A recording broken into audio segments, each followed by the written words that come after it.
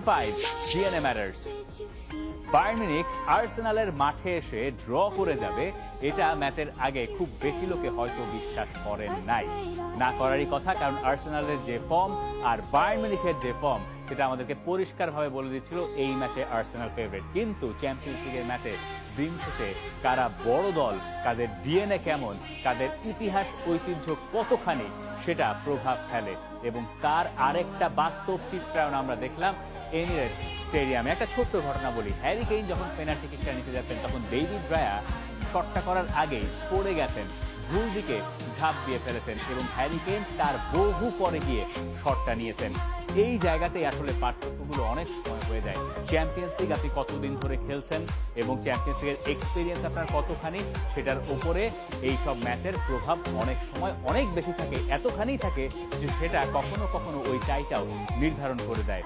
এই ম্যাচ শেষে সবার আগে কথা হচ্ছে দুটো পেনাল্টি ডিসিশন নিয়ে, একটা বুকায়ো সাকা এবং ম্যানুয়েল নয়ারের ঘটনা ম্যাচের একেবারে শেষ দিকে। সম্ভবত ওটা আসলে পেনাল্টি ছিল না, বেশিরভাগ লোকেই সেদিকে মত দিয়েছেন। আরেকটা ঘটনা যখন ম্যাচ চলছে সেই সময় যখন গ্যাব্রিয়েল হাত দিয়ে বল ধরেছিলেন ডেভিড রায়ার একটা পাস থেকে, কিন্তু তারপর রেফারি সেখানে পেনাল্টি দেন নাই।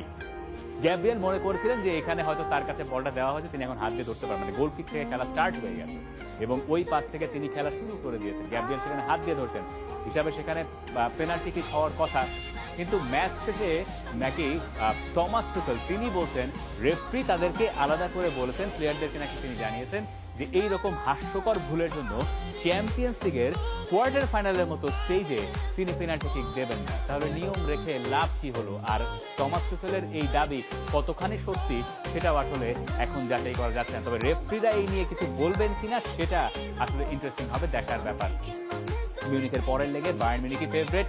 বায়ার্ন মিউনিখ শিরোপার কোনো দৌড়েই নাই, এই একটাই তাদের কাছে আছে চ্যাম্পিয়ন্স লিগ, এবং এখন সম্ভবত তারা জান প্রাণ দিয়েই সেটার জন্য লড়বেন।